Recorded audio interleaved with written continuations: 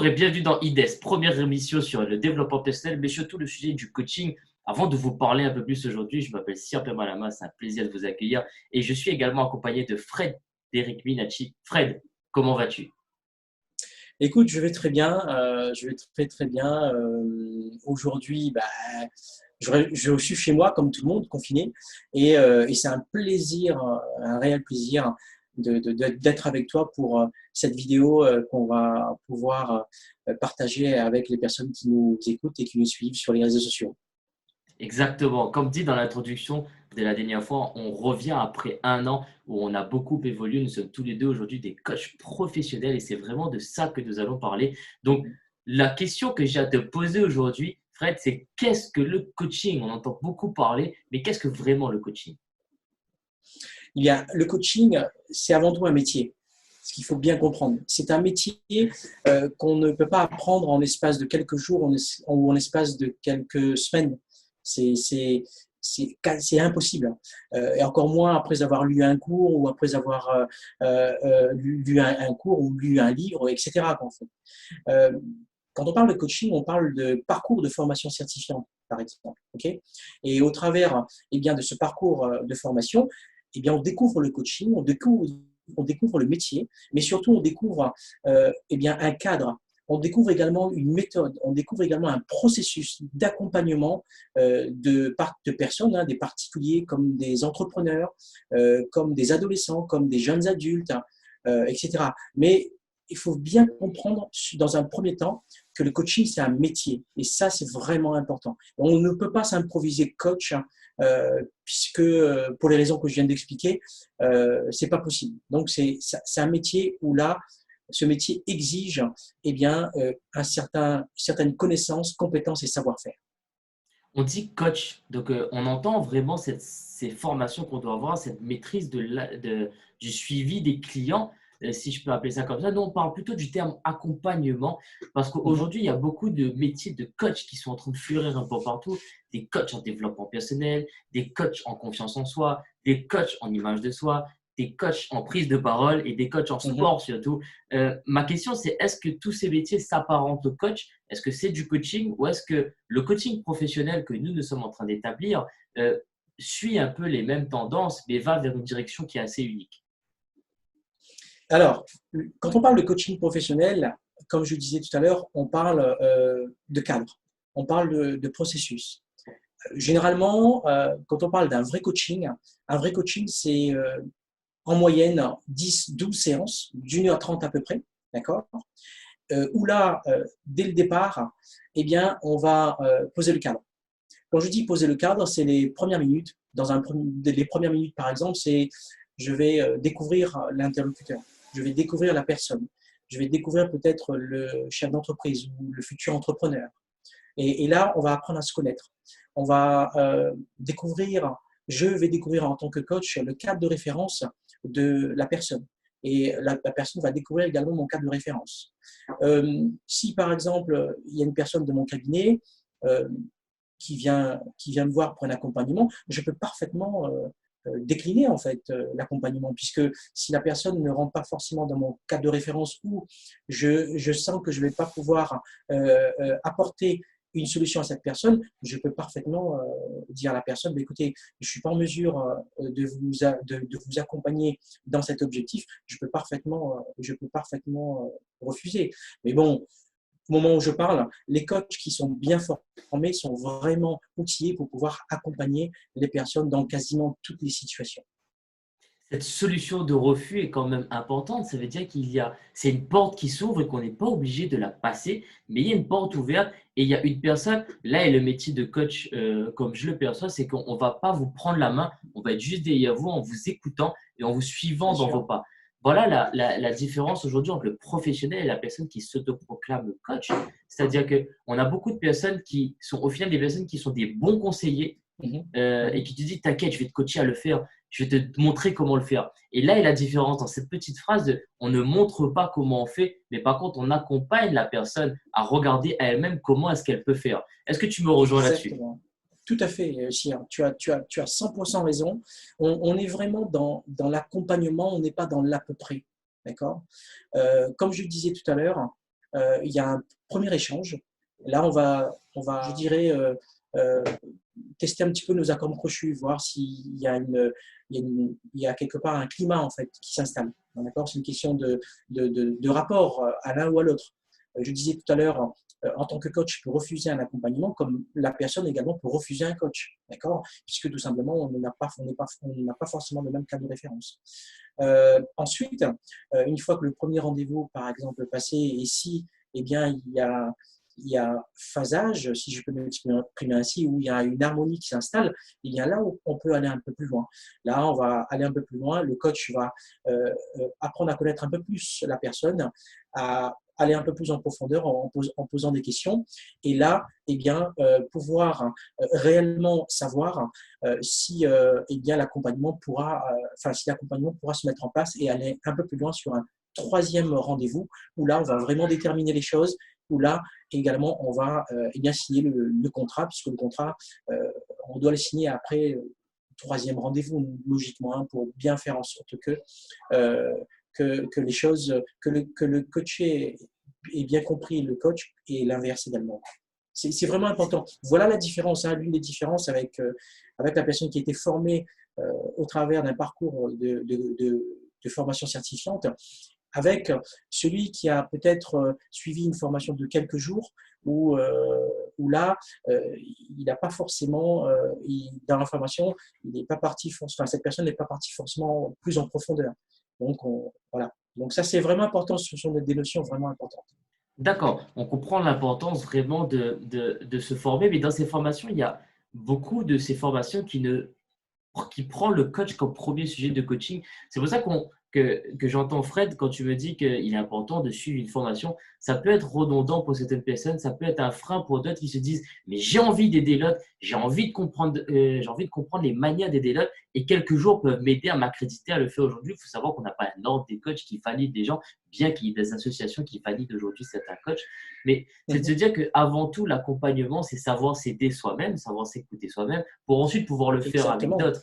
Donc, Tout à je fait. suppose, je suppose que comme moi, tu as eu un accompagnement primaire, c'est-à-dire je me suis fait accompagner moi une première fois et j'ai développé mes capacités d'écoute, j'ai découvert des capacités en moi et c'est à ce moment-là que j'ai pris la route, vraiment me dire, bah, ok, à partir de cet instant, maintenant que je me suis fait accompagner, je vais Mhm. pouvoir accompagner l'autre. Et c'est peut-être là le plus Bien sûr. important, mais ça me fait poser aussi une question, Fred, c'est quand est-ce qu'on fait appel à un coach? Parce que quand il s'agit d'un coach sportif, comme on les Mhm. appelle, un entraîneur de sport, que soyez un coach en image. On sait qu'on a un problème physique, c'est-à-dire on sait qu'on a une situation. Bien sûr, par problème, je n'entends Mhm. pas quelque chose de négatif, mais quelque chose qu'on aimerait améliorer.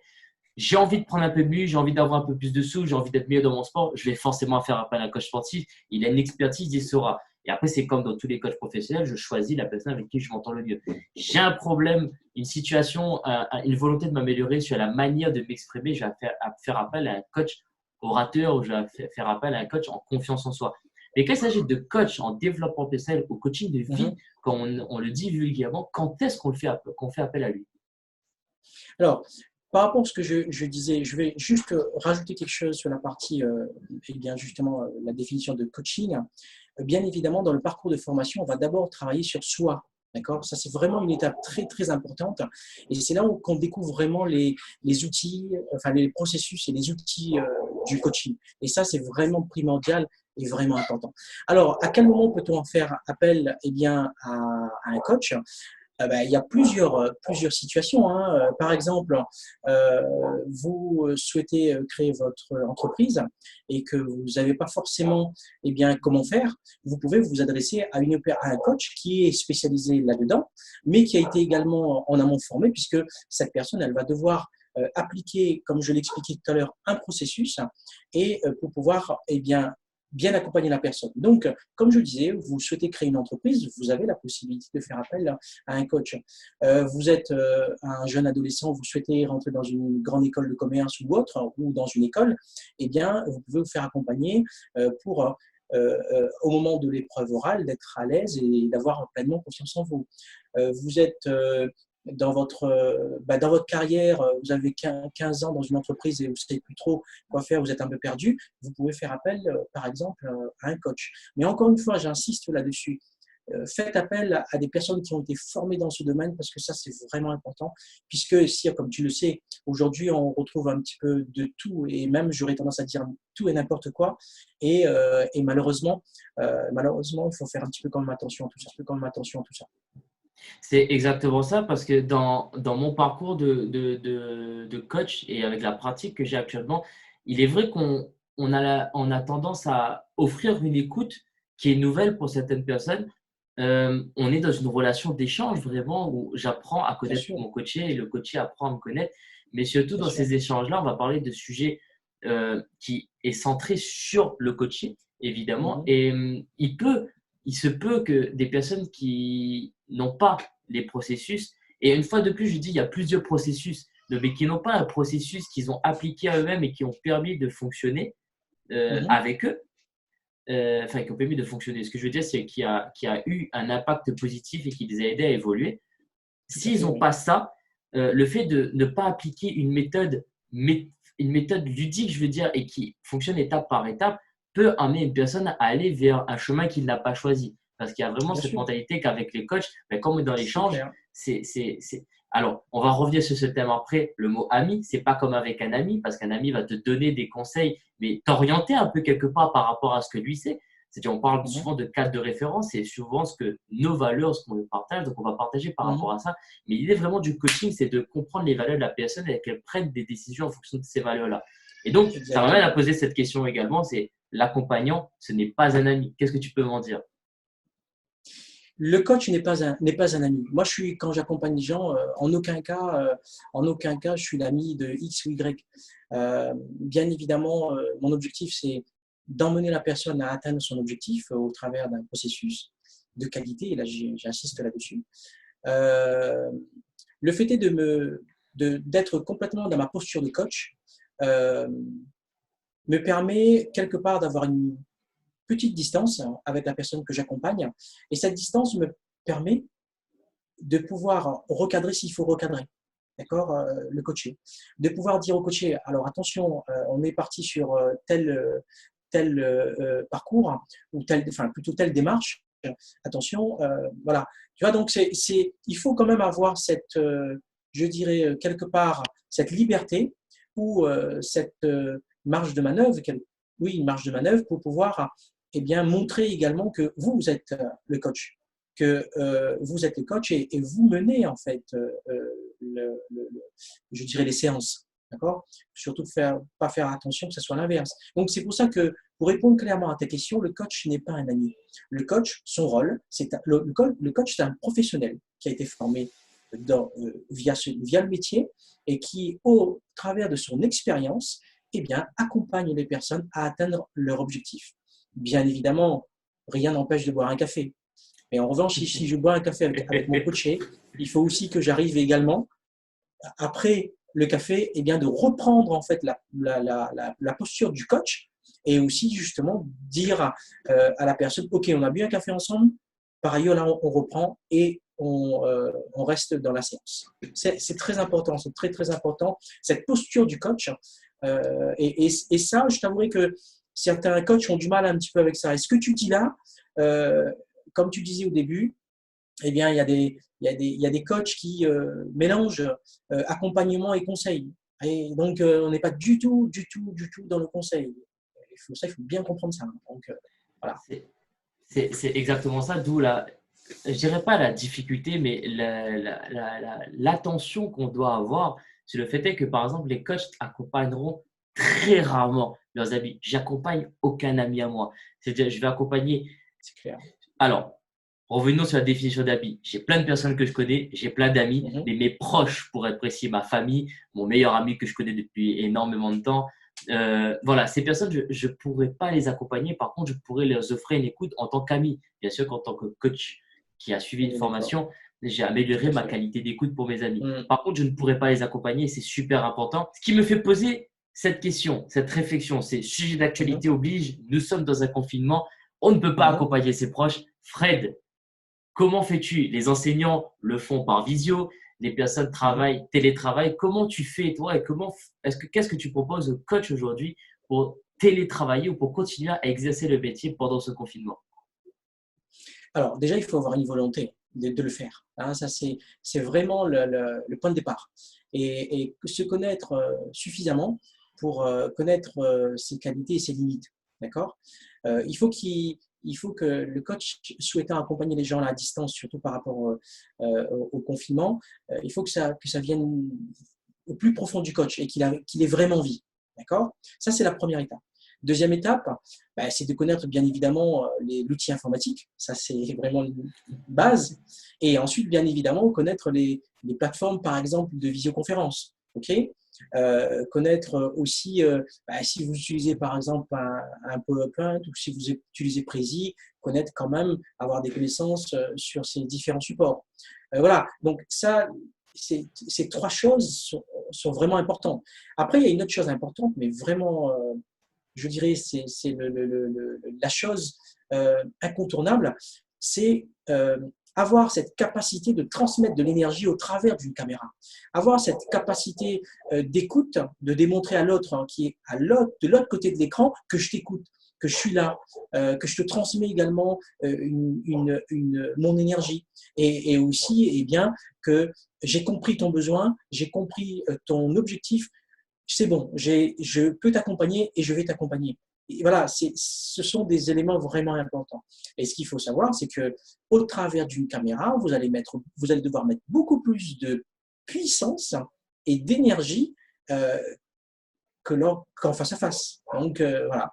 Et là, je suis vraiment là, je suis en train de mettre vraiment de l'énergie pour vous faire passer un message et en même temps que vous captiez aussi l'énergie qui m'anime là actuellement. C'est pour ça que c'est un plaisir d'être en face de vous Mais et moi, d'être moi, avec je, mon ami ici. moi, je te connais, je sais que tu es quelqu'un qui exprime son plaisir, euh, surtout par la parole, avec des gestes qui sont puissants et forts. Mais c'est surtout de se dire que dans ces moments-là, dans ces moments de confinement, la volonté vraiment, c'est quelque chose sur lequel moi je m'oriente. J'ai peu de connaissances, par exemple, dans les outils informatiques. J'apprends à utiliser Zoom, j'apprends à utiliser YouTube. Et cette semaine, on va apprendre à utiliser les lives pour la semaine prochaine pour offrir un terrain d'écoute aux gens, un moment de réflexion collective et d'expression collective.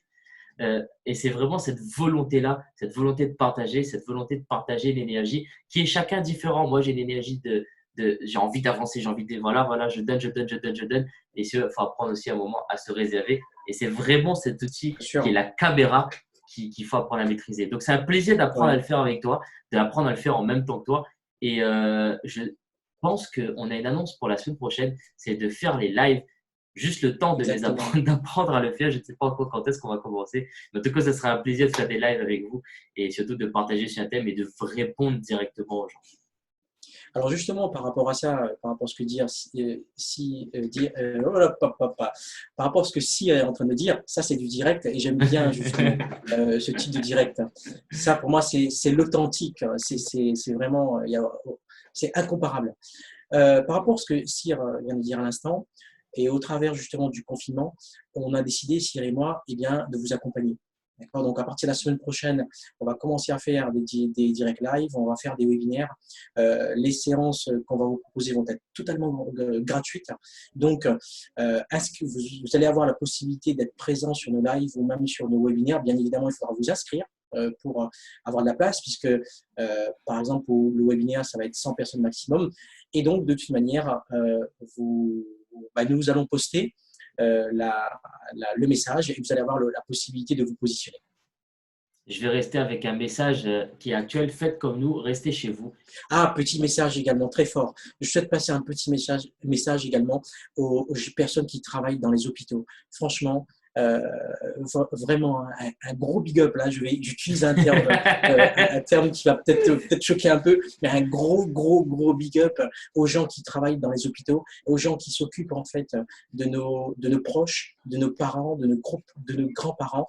Et j'ai pas l'occasion justement d'applaudir le soir, mais là en tout cas moi là, je les applaudis et je les dis et je leur dis merci.